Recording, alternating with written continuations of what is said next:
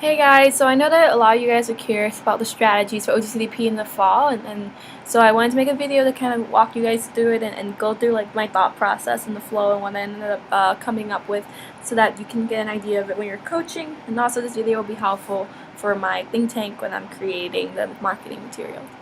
But okay, so first, the questions that I had and the questions that I think most people had for GCDP is that there really aren't any GCPs from either LC or MC side about how we can find people who will want to go abroad in the fall and the winter.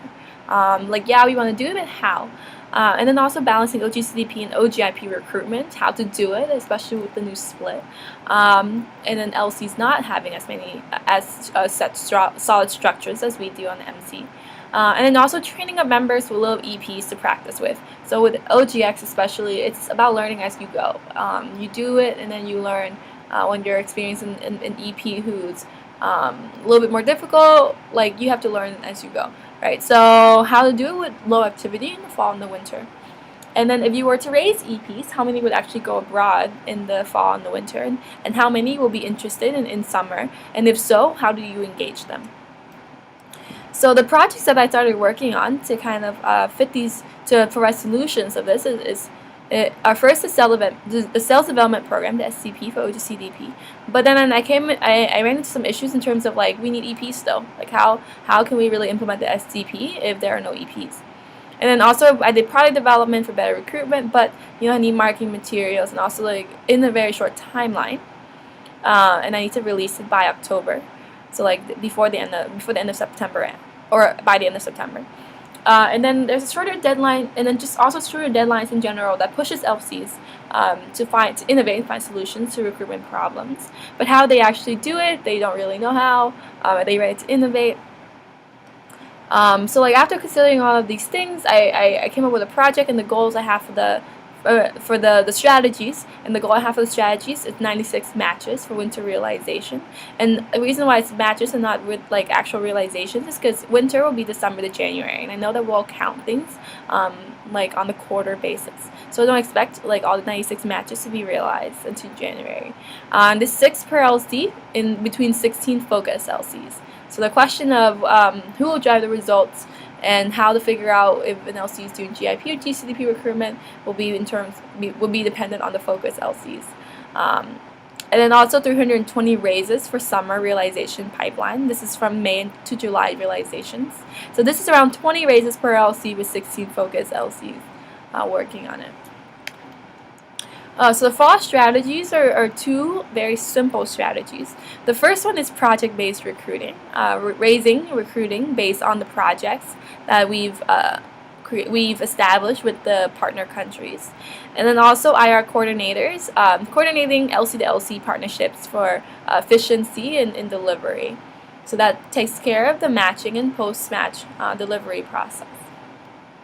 So raising strategies. So first is focus sales. Something that I realized is that all 3 of the exchange functions are very focused on a very similar thing, and that's focus sales. With OGX though, it's sub issues, and I would like for LCs in the winter to focus on just one project that's under one sub issue and with one country for winter realization. But for the summer pipeline, they can do 2 to 3 countries for promotion. I would suggest no more than that, because then it gets difficult to match, and also your expectation setting starts to get blurred, and also just not doing as targeted of a recruitment as you set out to do. With targeted marketing, I want, and the second strategy is targeted marketing. So like OGX working together with their comm team to really understand the profiles of the people who are interested in this project that they're recruiting for, where to find them, and then also just the market there. It's very simple. Find them, market there towards them. Then marketing intensity. So just we expect 1 out of 3 applicants for oGCDP to be raised. I think this is anywhere between 1 out of 3 or 1 out of 2, so 33 to 50% of applicants to be raised. Because in the past, I think anybody is raised, but at this point, I think that it's we should be more selective in who we raise based on their values, based on their competencies, based on what they want, their expectations. But with this goal, how many applications do we need to reach our goal of raises, right? How many applications do we need to be relevant? So just raising marketing intensity for OGX in general.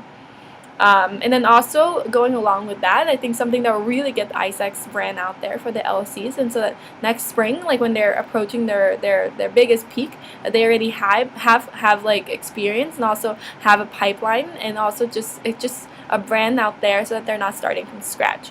So with this, I suggested a college and or profile-based team structure for LCs where marketing synergy is weak. If this is a team that's just doing GCDP alone and they're just doing it mostly within their team and with the support of the VP Com, I suggest every team member to have a focus profile, and their main responsibility and their job and their goals are to reach those people, to get those people raised and to get those people matched. So it's very, very targeted. And the last one for raising strategies is an overall strategy between oGCDP and oGIP. It's about selection criteria and flow. So it's basically about the realignment of GCDP EPs from GIP and or vice versa. So I think this is a good point for LCs that are struggling to understand whether or not they should do with GIP or GCDP. So for LCs that are capable of doing GIP, it's okay to recruit for GIP and see that an EP is fit to do GCDP and say like, hey, you should do GCDP. But at the same time, I think for LCs that are not as strong in terms of OGX performance, it's a lot easier and it just sounds better when you tell people that you're recruiting for GCDP and they apply for like this, and you look at their profile, you look at their resume, and you see that like, hey, they're actually better suited for a GIP and they are willing to do a GIP, and it just sounds a lot better when you approach them and say that like, hey, I know that you're interested in doing this volunteering program, but I think you're actually qualified for a paid internship that's longer and more professional. Are you interested? And it sounds a lot better than like maybe an LC that's doing where you should be doing GCDP, but then you choose to focus on GIP, and then you approach an EP and say that like, hey, I know you wanted to get paid and go abroad for a longer term, but actually I think you're more fitted for a volunteering internship, and that's shorter. And for that, it seems a little bit more of like a downgrade from an EP perspective. So that's like an interesting area to think about when you're coaching your LCs about which one they should actually do. Obviously, like the focus LCs, the focus programs are going to help you figure out like which one we suggest to do GCP and which one that we suggest to do GIP. And then with matching and delivery, so this is, I think for the fall, matching and delivery is not as much of, raising is more of the bottleneck. Normally matching delivery is where we struggle, but with this, the targeted recruitment and the country partnership and the LC to LC partnerships are meant to really help deliver like the best matching, the best delivery possible. So we're piloting and implementing around 12 projects or winter realizations with around 10 entity partners. Ideally, there will be 2 LCs per project. So I don't think I'll assign LCs a project the way I originally intended to, and they get to choose, but I'll make suggestions, and ideally there will be 2 LCs per project. And then LCs will implement the SDP for oGCDP. So the SDP will be reworked into more of a tracking tool where backwards planning is aligned into it. It's built into it, so they know like how many raises they need, how many info sessions they need, how many applications they need to get their goals. And so the SDP will also be more simple and aligned to the GIS. So it's more of like the flow, the customer flow that fits with the GIS. And then also we're doing specific deadlines and goals that allow LCs to innovate. So like this is stuff that like they don't need to stress about. It's just you should do it by this date, and this is the goal you should have, and so they can just focus on actually innovating and getting out there and doing it. And also IR coordinators will match LCs to LCs for efficient matching and delivery. So this is a GCP I got from Argentina with their collaboration with Brazil, and then also from India and Russia. This would just provides more sustainability, more direct control over the partnership. We're just coordinating it. And also that gives us a chance to pick the LCs that have the best quality so we can better service our EPs. And then my coaches will track and push implementation of focus programs, focus LCs every 2 weeks using the SDP. And then my IR coordinators will keep up with the LC to LC matches. And then engagement strategies and innovation. So this is something that's a little bit more of like a suggestion, and I'm a little bit, I haven't completely owned it, is that with the GIS and how EPs don't really exceed my AIESEC anymore, we can really change the way we communicate. So EPs that are raised in the winter for summer realizations can more or less consider themselves matched. If you sell them very specific projects and that's the one that they want to do, then why waste time? Why not just draft up a contract and consider them matched right then? And then in the spring, when you raise them to match with the actual opportunities on GIS, it's when they pay the match fee. But for all intents and purposes, they can consider themselves matched to a project and start preparing for that. Okay, so in the countries that I am working with for the winter, for youth empowerment, and I think that I've sent out information about what this means. But youth empowerment it combines what used to be cultural understanding and education within the oGCDP sub-issues.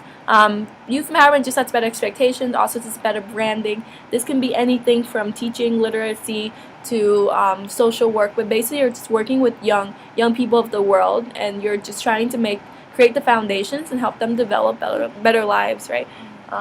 So it's more flexible for EPs to understand that, like, they might be teaching dance classes one day, but they also might be teaching English the next, and they might be teaching students or about like HIV/AIDS awareness next. So it's more flexible in terms of what they're expecting out of their JD.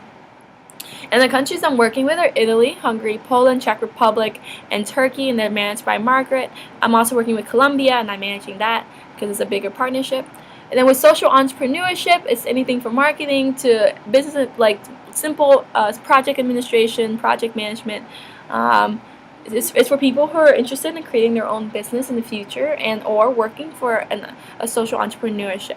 So they're interested in working with NGOs, smaller organizations that understand that flexibility and the work environment that those organizations exist in.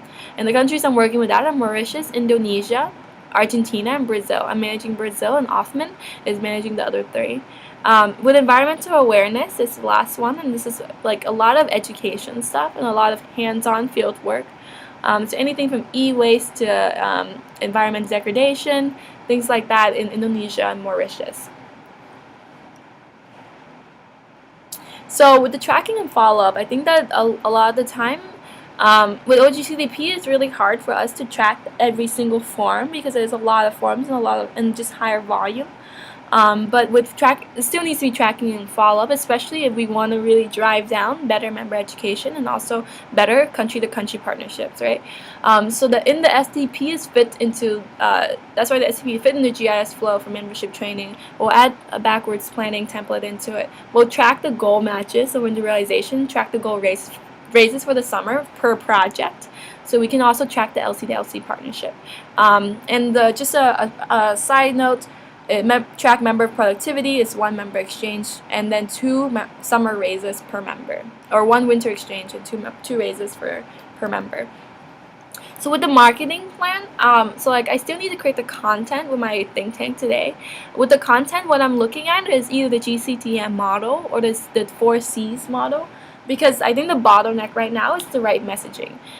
So I'm working with the think tank to really understand like where we can find the EPs, but also the LCs should know that better than anybody. But what it comes down to is the messaging. Like what an EP interested in Colombia for youth empowerment what would they want to see, and what are the messages that needs to be communicated to them to convert them into like a more active participant, where they're looking at websites and they're applying, right? They're going to info sessions, so things like that. But with the actual marketing plan, I see GCDP and I see the way that we're marketing with this very targeted marketing strategy to be a multi-level thing. And this is where I think when you're coaching LCs, for you to understand.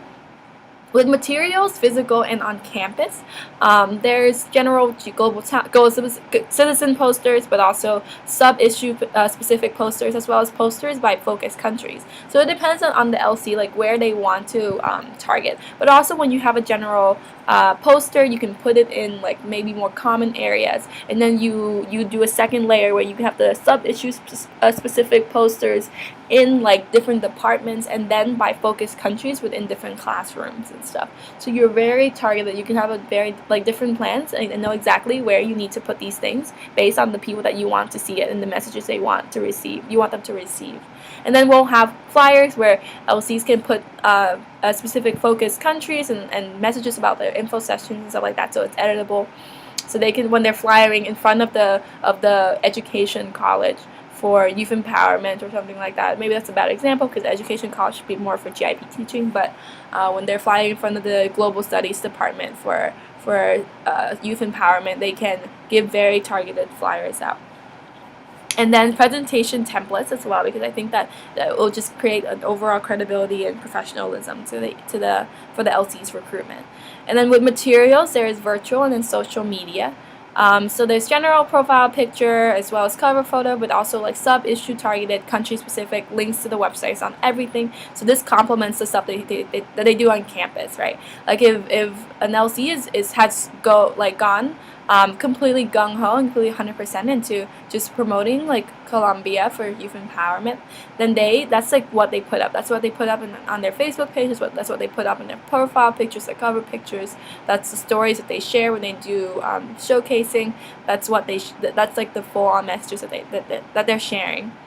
But if they choose to be focused on that, but then like the second round of recruitment, and so like let's say that the first round they have very targeted like one project and they're done for their winter recruitment, and now they're moving into phase 2 and they're recruiting for summer pipeline and they're doing 2 or 3 projects. Then the cover photos can be something like a sub-issue specific cover photo or like a more general one, and then they can share more things along those lines. So like it's customizable to the phases in which they're marketing.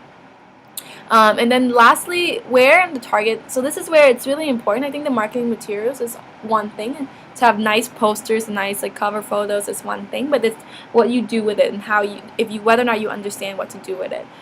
So with the where and target EP profile, basically what it comes down to is where can you find the people that you're targeting.